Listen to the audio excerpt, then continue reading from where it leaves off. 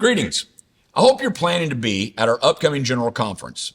Annually, at this great meeting, we have enjoyed powerful moves of God and wonderful preaching. We certainly anticipate the same thing this year, so I hope to see you there. This video is meant to prepare credentialed UPCI ministers for the voting process at General Conference. So thank you for taking time to watch this, and please do so carefully so that you'll be adequately prepared. We have some goals regarding the voting process. First, the security of the voting block, that is, that only credentialed ministers who are present can vote. Secondly, complete anonymity of the votes cast. That is, there's no way for us to know how any one individual voted on any ballot. And then finally, of course, accuracy of the tabulation of ballots. We believe our current software solution has quite thoroughly achieved those goals. Once again, this year, we will be screening attendees at the door to ensure that only credentialed ministers can vote. When you enter the business session, you will need to establish that you are a credentialed UPCI minister. I'll discuss in just a moment exactly how that will work. Upon doing so, you will receive one of these anonymous voter ID cards. One of these is required to vote. I'd like you to note two facets of this card that we'll be referencing a little later in this video. One is the QR code on the right side where it says scan, and the other is the 11-digit code in large light blue letters and numbers. This is not the orange serial number down at the bottom, but the larger one, more in the middle, that reads VCM 99773522 on this card. We'll be making reference to that code in just a bit. I want you to understand that each of these cards is unique. The QR code and the ID number on your card is not like anyone else's. You will be handed one of these at random when you establish you are a credentialed minister. So there is absolutely no way for us to know who has which one. Your voting is therefore completely anonymous. You will be establishing that you're a credentialed minister through one of two entrances into the business session. There will be clear signage for both. One is for those who bring a current fellowship card. Now, this can be the physical card that we mailed you, or you can download a digital one and simply show that from your smartphone. Now, please listen carefully to this. Showing your fellowship card is the easiest and fastest way to expedite our ministers entering the business session. You will simply line up, show them the card, they'll hand you an anonymous voter ID card, and you walk right in. If you chose to continue to receive a physical card for 2024, but you don't know where it is, I would strongly recommend that you download a digital one. It's an extremely simple process. Let me use my phone and show you exactly how that's going to work. Some of you have previously logged into wa.upci.org. This is where the digital ministerial application process is managed. NAM has been using this site for a while for various forms and applications that it collects. Some of you may have used this in a previous year to print out a temporary paper fellowship card back before this digital option existed. If so, if you've used this site before, just go there, enter the appropriate email and password, and click on login, and you'll be ready. I'll show you what to do from there in a little bit. However, it's possible you haven't logged on before. Let me show you on my phone exactly how this works. You're simply going to go to wa.upci.org.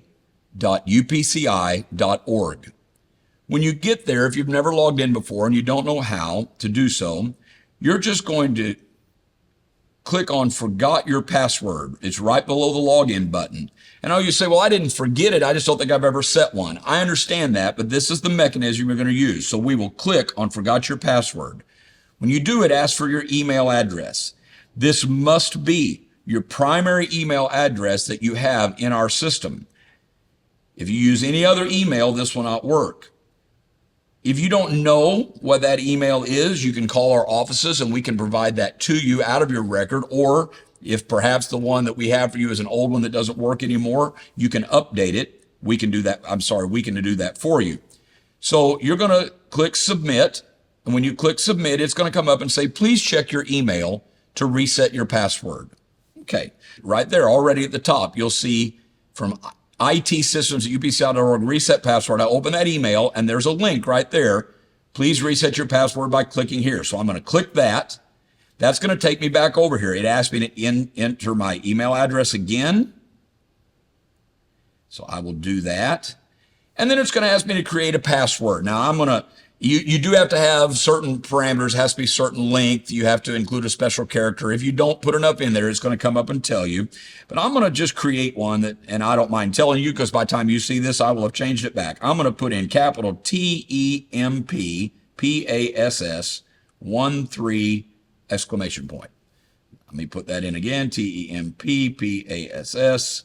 13 exclamation point. And when I click reset, it's going to come up and say, your password has been reset. Please click here to log in. I will click that, and it brings me back to this screen. Now I put in my email address one more time, and I put in that password I just created, 13 exclamation point, and I click login. Now I'm logged into the site. Now when I click those three little bars up there in the upper right, and I see a link down there that says ministers, I'll click on ministers, and there's fellowship card. When I click on fellowship card, it comes up. Now the message at the top of the screen may vary depending on what you've done before, but I get two links, one for Apple Wallet and one for Google Wallet. Since I have an iPhone, I click on add to Apple Wallet, and voila, there is my minister's fellowship card, a digital version of it. I can click on add in the upper right, and it will drop that directly into my Apple Wallet. So now if I were to go to my Apple Wallet, lo and behold, there is my fellowship card. It's just that simple. Logging in may take you a couple of minutes, but once you get into the site, it's profoundly easy to download a digital fellowship card and show that at the door. When you show it, we'll hand you an anonymous voter ID card and you breeze into the session. So if you have troubles, you can call us and we can talk you through it. But I would strongly encourage everyone to utilize this option as the easiest way to get ready to enter the voting session. So you can show that fellowship card, physical or digital, at the one entrance. The other entrance is for those who do not have a fellowship card, either physical or digital. When you enter that door, you will be assisted by someone who will ask for your name. They will check that name against our computer records, and then you'll be asked to confirm your identity by providing the day of the month on which you were born. Not your entire birthday, but just I was born on the 12th, or I was born on the 15th, or I was born on the 3rd. Once that is confirmed, they will give you an anonymous voter ID card. Now, I realize that right now you may be saying, well, that's a lot easier. I'll just do that at conference rather than hunting for my physical fellowship card or going to a website to download a digital one. Well, you're right. It is a little more work to get your fellowship card in advance, but it is much easier on site simply to show your card and get an anonymous voter ID card.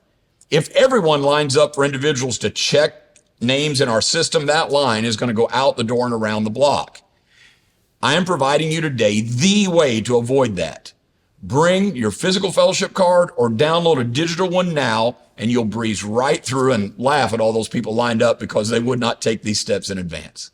Okay, you're in the door and you have an anonymous voter ID card in hand. Let's look at it again.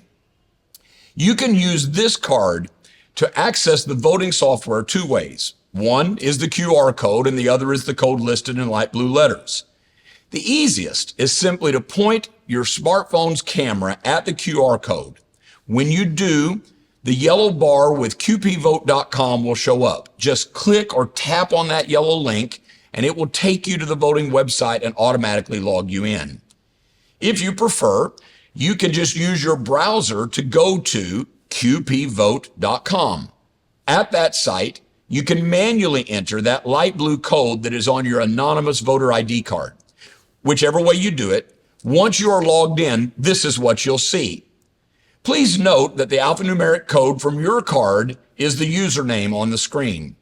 And that little plus sign up there beside it shows that you are connected to the voting system network.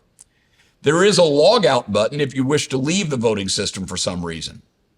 Now you'll note it says no election currently in progress. That just means that we haven't opened a particular ballot at this point, but you're still logged into the right site and you're ready to go. The elections will be conducted largely like last year, but there's been an improvement made to the voting process. Let me give you a quick explanation. Let's take a nominating ballot, for instance. When the ballot is opened, there is no longer a blank for the first name and a second blank for the second name or last name. You are just provided one larger blank that says name. You'll be able to input any portion of the first and last name that you desire in that blank. And this year, you can do it first name first or last name first. It just doesn't matter anymore. The system will search our database of ministers and return a list of only those names that match what you have typed and who are eligible for the office being considered. Then you simply scroll down until you locate the name you desire and click on it. Please understand, however, that if you include letters that are not in the name you're seeking, you won't find that person you're looking for. But the more letters that you can accurately provide, the shorter your list of names to scroll through will be. You can change your vote as many times as you wish until the vote is closed, and only the last vote you cast will count on any one ballot. Let's look at how this works.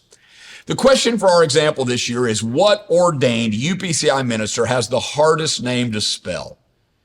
Now, our mythical voter is not the sharpest crayon in the box, so he believes that John Smith, and yes, we do have a minister named John Smith in the Maryland district, he thinks that's terribly difficult to spell.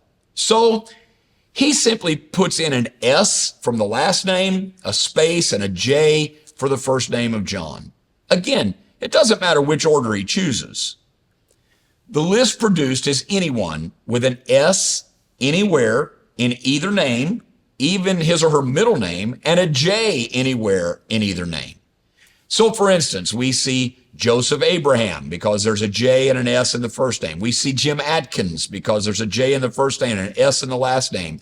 We even get L. Royce Andrus Jr. because there's an S in the last name and a J in Jr. Well, that's too many choices. He hasn't seen John Smith, and so the voter decides that he's pretty sure that the next letter in Smith is an M, so he inserts that. This certainly shortens the list, but it's still rather long.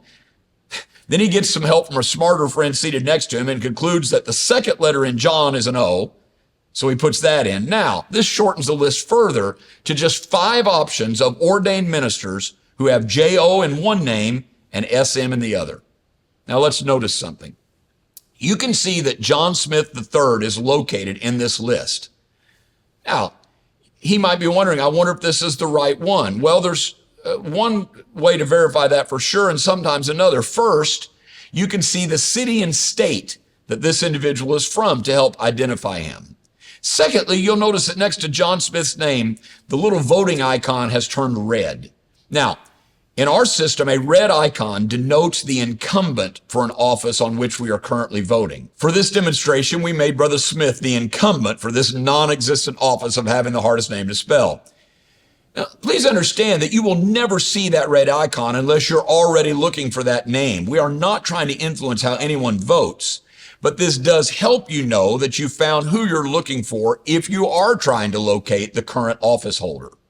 Well, once you've found the name you desire, in this case, he's found John Smith, all our voter needs to do to vote is use his finger or stylus or mouse or whatever to tap or click on the name. The little icon is to represent a ballot going into a box. When he clicks on John Smith III, his screen sort of grays out, it fades a little bit, and he'll see a wheel spinning over there while the vote is processing. Once the vote is received, he will get this screen. You can see that the server received his vote for John Smith III. Let's say that he gets this confirmation and he realizes he clicked the wrong name, or he simply changes his mind. There's an orange cancel button that can be clicked. Once the vote cancels, it takes you right back to the first screen to ask you to input any part of the first and last names. You can vote, cancel, vote again, cancel, vote again as many times as you wish, but only your last vote will count once the ballot is closed. When the election is completed and before the next one is open, you'll see this screen once again saying no election currently in progress.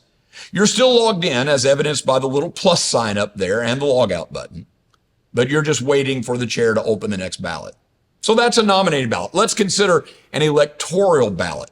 Very simple. The 2 or 3 names will appear on your screen. You'll simply click on the one you desire. Again, you can cancel and change as many times as you wish until the vote is closed. A yes/no ballot.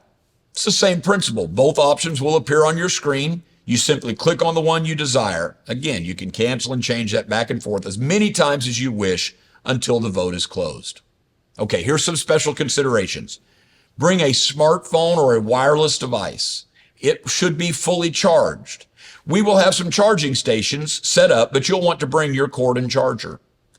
The voting system should work on any common browser, but we believe it is the most stable on Chrome, the browser produced by Google. So I would encourage you to download that free browser before coming to the business session and use that one. Any 8-year-old can help you if you have trouble doing so. We will conduct a quick sample vote on site before we begin elections, so you'll have a chance to practice what I've just shown you in these screenshots. If you inadvertently click the log out button, you'll get this screen once again. You can scan your QR code again, or you can input the alphanumeric code that was in light blue on the anonymous voter ID card you received when entering the business session. If by chance you're still logged in, but you lose network connectivity, you'll see one change on your screen. The orange X beside your user number tells you that you're not connected. This is highly unlikely, but if it occurs, please notify one of our voter assistance team that we'll be moving about to assist. Finally, you should treat your anonymous voter ID card like you would cash. You would not leave cash lying around on a seat, and you shouldn't leave this lying there either. Please understand that anyone who scans in your card will be active in your account along with you. You could cast a ballot, and then someone else who picked that card up by mistake and logged in could be voting as you also, and you would literally see the vote change on your phone when that other person changes theirs. Thank you so much for your time. We tried to make this process both secure and streamlined. There will be a voter assistance team on site to help you on that day. Feel free in the meantime to call our offices before conference with any questions about this process that this video did not answer. Our team is ready to assist you. I look forward to seeing you at General Conference as we come together to conduct business, to enjoy wonderful fellowship, and to have great church. God bless you. We'll see you soon.